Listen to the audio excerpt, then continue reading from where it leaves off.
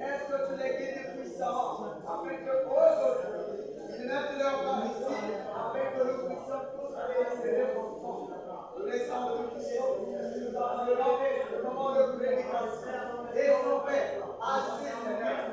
Est-ce que le cantique nous les a la divine gloire, Seigneur. Sois avec les penseurs, bénis tous tes chapeaux, bénis vos levements, est-ce que le cantique nous les au Père de l'Orité, afin que tu les vois, ils sont salués, alors infiniment Père, et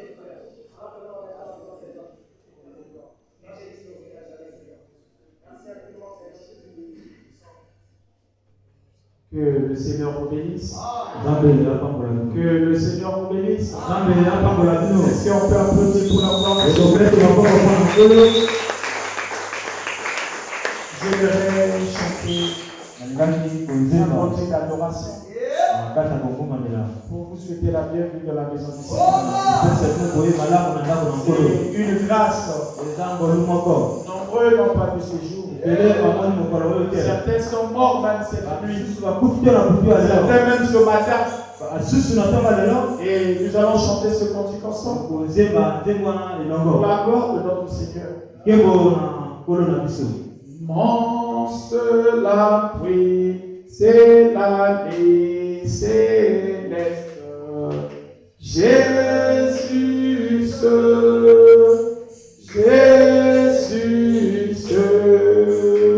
immense l'année, c'est l'année céleste. Jésus, oui,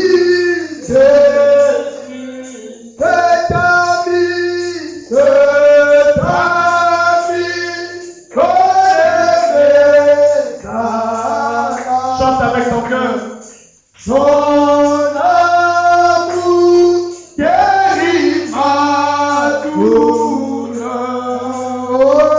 sa blessure et toute mes larmes.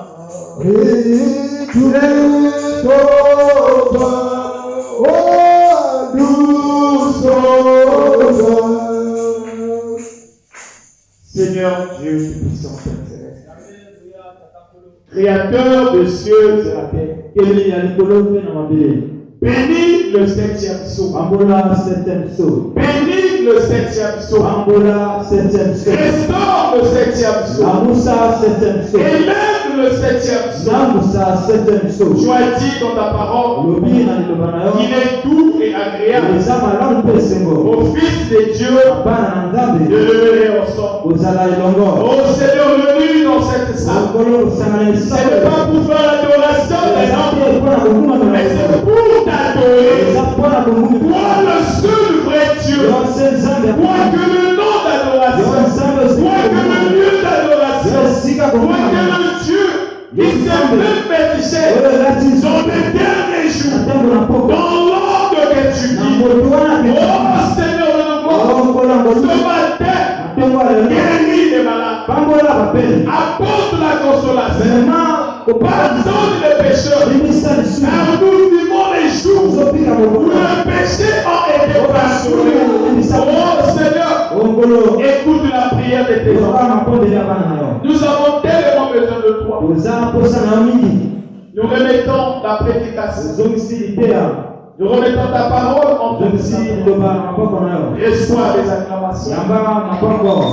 Toi l'agneau, toi qui dis de louange, toi qui dis de louange, toi qui dis d'acclamation, toi le roi de roi, le Seigneur de Seigneur, dans le nom puissant de Jésus. Amen. Est-ce qu'on peut applaudir pour la gloire de Dieu? Sans plus tarder, nous allons prendre le livre. Nous lirons dans Apocalypse 8, à partir du verset 1. Quand il ouvrit le septième sceau,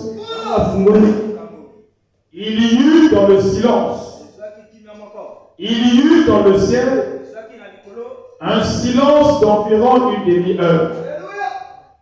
Et je vis les 7 anges qui se tiennent devant Dieu, et 7 trompettes leur furent données. Que le Seigneur bénisse sa parole. Veuillez prendre place. Est-ce que tu es content d'être dans la maison du Seigneur? Ce matin, nous n'allons pas beaucoup rester longtemps parce que nous aurons une réunion. On va s'asseoir. Une église, ce n'est pas seulement venir prier et rentrer à la maison. Donnez-moi la main. L'église est une famille. Ça, c'est notre famille. Et on a le droit de se soutenir. Même soutenir le plus faible. Parce qu'à l'église, il y a ceux qui sont forts. Il y a ceux qui sont faibles. Et la force du ministère, ce n'est pas le chrétien le plus fort. On ne juge pas un ministère que le ministère est puissant parce qu'il y a des brebis forts. Mais on juge un ministère lorsque la brebis le plus faible de l'église fit la parole. Donnez-moi la main. Je ne suis pas seulement le pasteur pour ceux qui vivent bien. Même celui qui a une mauvaise vie, je suis son pasteur. Le problème, c'est d'amener la dernière brebis à prendre position de la parole. Parce que dans nos jours, les pasteurs parlent plus des brebis qui vivent bien. Quand c'est une brebis qui paye, il a dit, une brebis qui supporte l'église. Quand tu ne viens pas, le pasteur est parti à la maison. Mais pour celui qui n'est rien, on ne sait même pas qu'il vient ou qu'il ne vient pas, ce n'est pas son problème. Ça, ce n'est pas une église. Donnez-moi la main. Nous sommes en train de parler sur le mystère du chiffre 6. Sur le chiffre 7. Tout au long de la semaine, nous étions en train de parler parce que beaucoup sont dans le message. Ils n'arrivent pas à comprendre qui est William Marion Branham. Les gens parlent, certains prêchent, certains adorent. Nous n'adorons pas Branham, nous adorons Jésus. Parce que le lieu d'adoration, ce n'est pas Branham. Le lieu d'adoration, c'est Jésus. Le nom d'adoration, c'est Jésus. Mais attention, dans chaque âge, Jésus a un visage. Parce que Jésus, ce n'est pas l'homme que vous voyez. Ça, c'est la personne de Jésus-Christ. Mais Christ, c'est l'esprit qui était dans Jésus. On n'adore pas l'homme Jésus-Christ, mais on adore l'esprit qui était en Jésus. Parce que l'esprit qui était en Jésus, c'est Dieu le Père. Donnez-moi la main. Parce que Dieu n'a pas une forme. Il a pris cette forme, c'était pour aller accomplir l'œuvre de la croix. Parce que toi, tu avais péché. Tu avais une mauvaise vie. D'abord, tu étais perdu. Tu n'avais pas de grâce d'être sauvé. L'unique manière d'être sauvé, Dieu s'est fait homme. Donc Jésus, c'est Dieu qui s'est fait homme.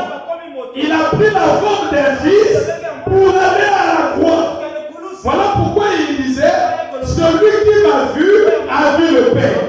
Donnez-moi la main. Il dit le Père et le Fils sont un. Il n'y a pas deux personnes. Il n'y a pas trois personnes. C'est la même personne qui accomplit différentes tâches. Est-ce que vous êtes avec moi? On a parlé du mystère. Je ne sais pas le mystère de la prière. Le mystère du chiffre 7. La prière, c'est le samedi qu'on a parlé de ça. Alors, je suis en train de parler sur le chiffre 7. Vous avez remarqué, au cours des âges, nous avons eu 6 âges de l'Église. 7 âges de l'Église. Ça, c'est le chandelier. Nous avons eu 7 âges de l'église. Le premier âge commence avec Paul. Paul était un messager. Lorsque Paul était sur la terre, il était la lumière de son temps. Est-ce que tout le monde est avec moi?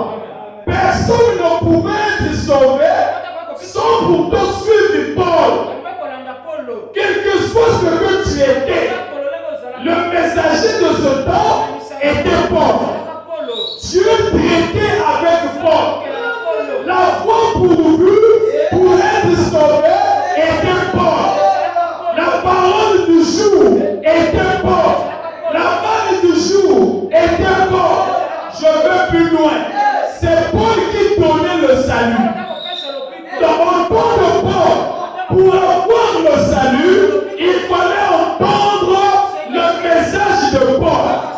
Et Dieu a eu 6 âges. Qu'est-ce qu'on entend par les âges? Voyez ici pour la première fois. Les âges, ce sont des espaces de temps que Dieu traite avec un peuple. Donc nous avons eu 7 âges. Et un âge, c'est un temps où une durée par lequel Dieu utilise un prophète pour traiter avec son peuple. Est-ce que tout le monde est avec moi? Mais donc vous allez remarquer, tout au long de ces âges, nous avons 7 âges de l'église. Quand on arrive au 7e âge, quand on arrive au 7e âge, il y a quelque chose qui se passe. J'ai enseigné à l'église. Si tu veux savoir Dieu, tu dois maîtriser les mathématiques de Dieu. Dieu a les mathématiques. Les mathématiques de Dieu, ce n'est pas les mathématiques des hommes. L'homme peut calculer, l'homme peut rater, mais les mathématiques de Dieu ne peuvent pas échouer. Voilà pourquoi je parle à quelqu'un.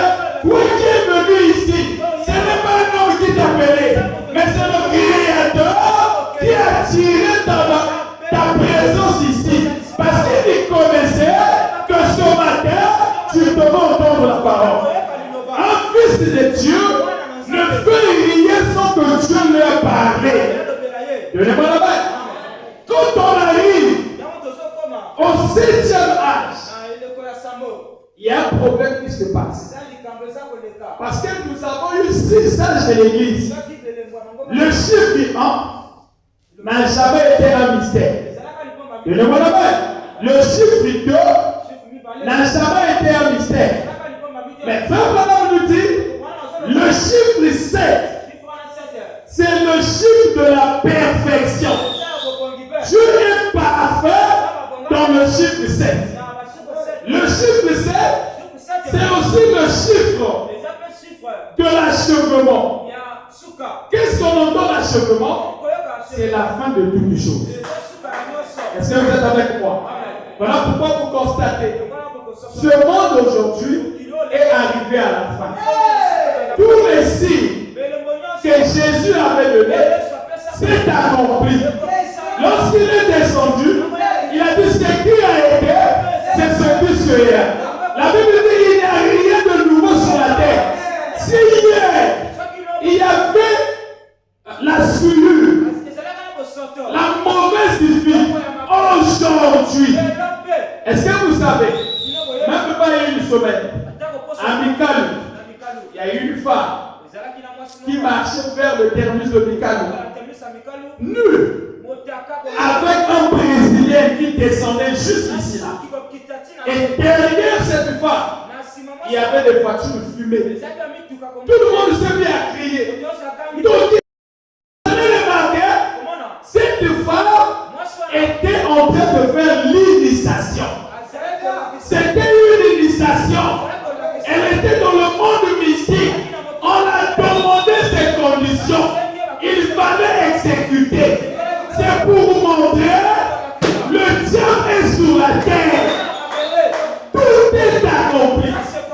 Mais quand tu viens à Jésus, Jésus ne donne pas les conditions.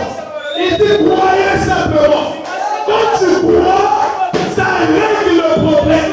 Oh, bien, laisse-moi te dire, une église qui a Dieu, il n'y a pas de conditions. On ne peut pas te dire, pour être guéri, oh, tu dois gêner 7 jours. Oh, pour être guéri, amène-moi l'huile d'olive, amène-moi le sel. Dieu guérit par sa parole.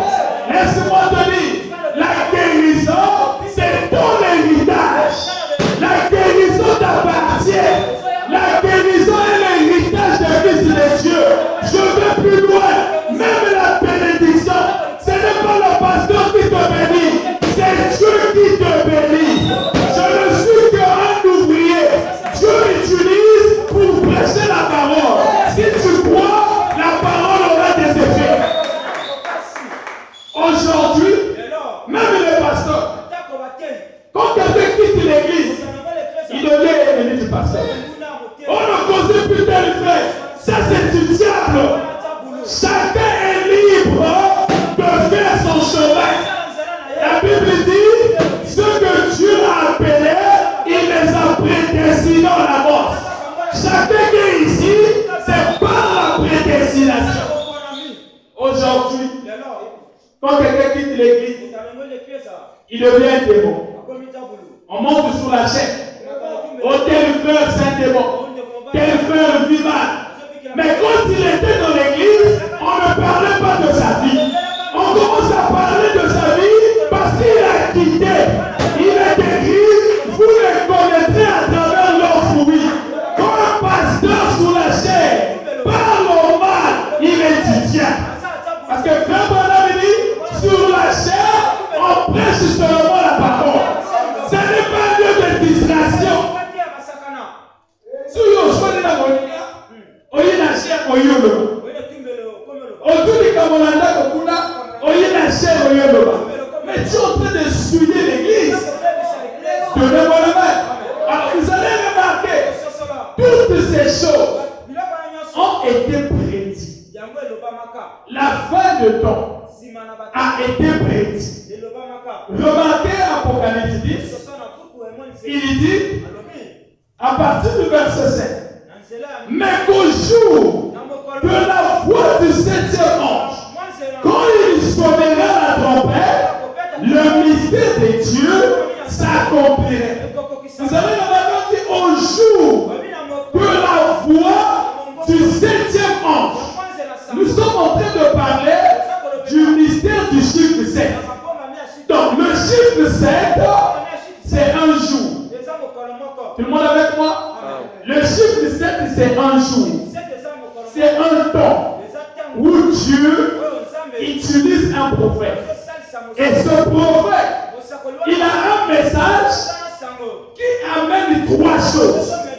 Parce que le chiffre 7 accomplit 3 choses. La première des choses, je l'ai parlé tout au long de la semaine, c'est l'achèvement. La fin des choses. Ça met fin à tous les mystères de Dieu. Nous, les églises du message, nous savons que tout est accompli. Parce qu'on a reçu un prophète qui avait le mystère de l'achèvement. Est-ce que tout le monde est avec moi? La deuxième phase du chiffre 7, ça introduit l'enlèvement. Est-ce que vous êtes avec moi? Bien aimé, regardez. Quand Jésus est venu pour la première fois, Jésus, il était Dieu. Mais Jésus sur la terre, il y avait un prophète qu'on appelait qui? Jean-Baptiste. Laisse-moi te dire, Jésus ne pouvait pas venir si Jean-Baptiste n'était pas sur la terre. Est-ce que tout le monde est avec moi? Parce que Jean-Baptiste avait le ministère d'introduire Dieu.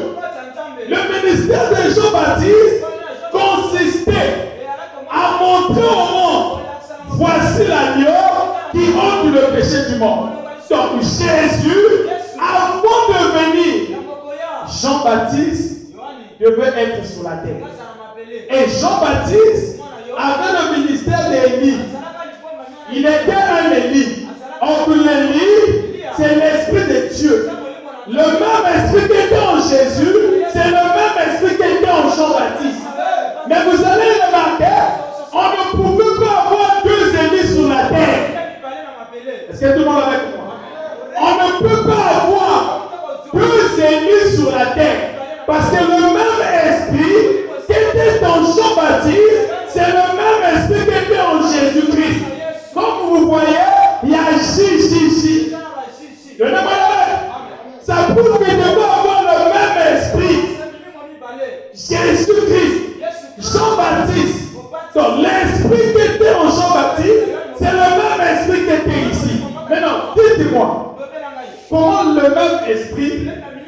agir dans deux personnes. Tout le monde avec moi? Parce que Jean-Baptiste devait présenter. Voici l'agneau. Et une fois qu'il devait le faire, Dieu automatiquement devait retirer Jean-Baptiste pour laisser Jésus seul sur la terre. Maintenant, toi qui es ici, mon frère, si tu as déjà vu Jésus, on ne peut pas voir Jésus et avoir la même vie. Moi, je ne crois pas sur les chrétiens. Oh, Jésus m'a parlé. Quand Jésus te parle, après avoir parlé avec toi, il doit avoir un impact. Un pasteur qui a vu Jésus ne peut plus tomber. Frère Branham dit, Dieu ne peut pas te donner le Saint-Esprit pour te perdre toi-même. Ça, je ne le crois pas. Tu ne peux pas rentrer dans la présence de Dieu avec les mêmes habitudes. Est-ce que vous êtes avec moi? Prenons l'exemple de Moïse. Moïse était un pécheur, mais il était un prophète. Laisse-moi te dire, Moïse n'avait jamais péché parce qu'il était prophète. Mais Moïse, avant de rencontrer Dieu, il était comme toi et moi. Moïse avait peur. Moïse réfléchissait. Moïse avait peur de Pharaon. C'est comme toi. Tu as peur des sorciers. Tu as peur de la maladie. Tu as peur de ta situation. C'est parce que tu n'as pas encore Dieu. Mais le jour où Moïse a rencontré le Dieu Tout-Puissant Adam, automatiquement, la façon de voir de Moïse avait changé. Parce que Moïse savait, son Dieu était capable de mettre fin à Pharaon. Il se réveille un matin. Moïse, où est-ce que tu vas? Il dit, je vais en Égypte. Je vais envahir l'Égypte. Il dit, mais Moïse, qu'est-ce que tu ne vas pas? Akuta wakina nzambe. Moto akuta mina nzambe. Apaka de l'autre côté. Un fils de Dieu ne pleure pas. Un fils de Dieu ne recule pas en arrière. Il avance. Parce qu'il sait, celui qui est en lui est plus grand que celui qui est dans ce monde. Si tu as Dieu, dis Amen. Ne comprends pas ta situation. Toi, tu as peur. Oh, la famille n'a plus de la balle. Le monde n'a pas de balle. Gana kuta mina nzambe. Oh, la famille n'a plus de donc on a capacité. Pardon, comment on a capacité. Yo, comment on a capacité. Tu dois chasser tous les conneries sataniques. Tout ce que le diable envoie, tu dois lui refouler cela. Est-ce que vous êtes avec moi? Est-ce que quelqu'un est là? Est-ce que ça fait du bien? Oh, bien-aimé. Ce matin, nous allons parler sur la troisième étape du chiffre 7. Le chiffre 7, c'est la perfection. Vous connaissez la perfection, non?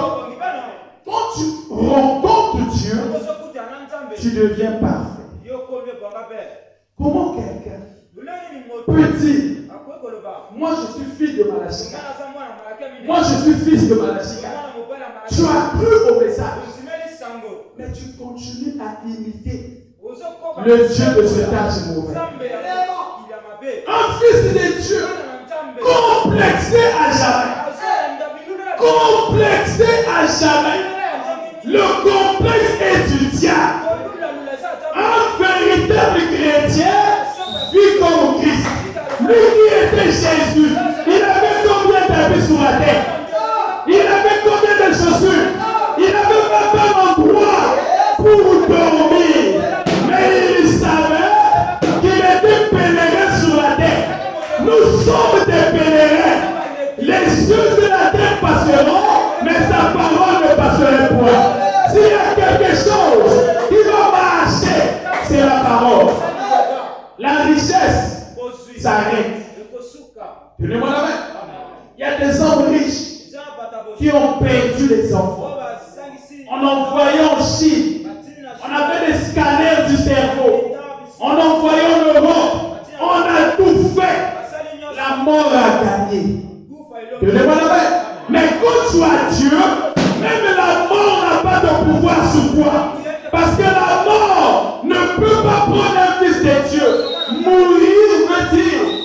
séparer de Dieu. Or, un chrétien, la mort l'amène dans la présence de Dieu. Voilà pourquoi un chrétien ne peut pas mourir. Il y a un ciel à gagner, un enfer à éviter. Le choix, c'est maintenant. Même les églises, il y a des églises qui amènent en enfer. Donnez-moi la main. Toutes les églises ne sont pas des églises.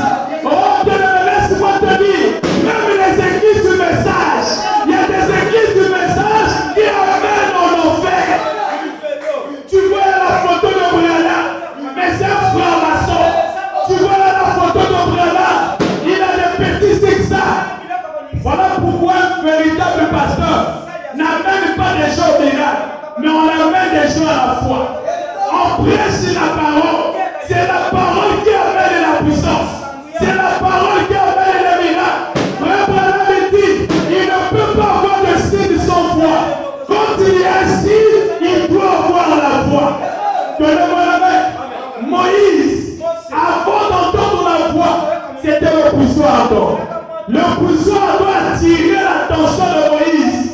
Quand Moïse a vu, il a dit, enlève ton soulier, parce que tu te retrouves sur une terre sainte.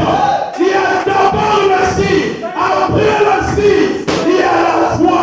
Oh, bien-aimé, cette foi, c'est la foi de Dieu. C'est la foi qui enlève le péché. C'est la foi qui pardonne. C'est la foi qui amène à la perfection. Ce n'est pas le temps de discuter. Les pasteurs passent le temps de débat.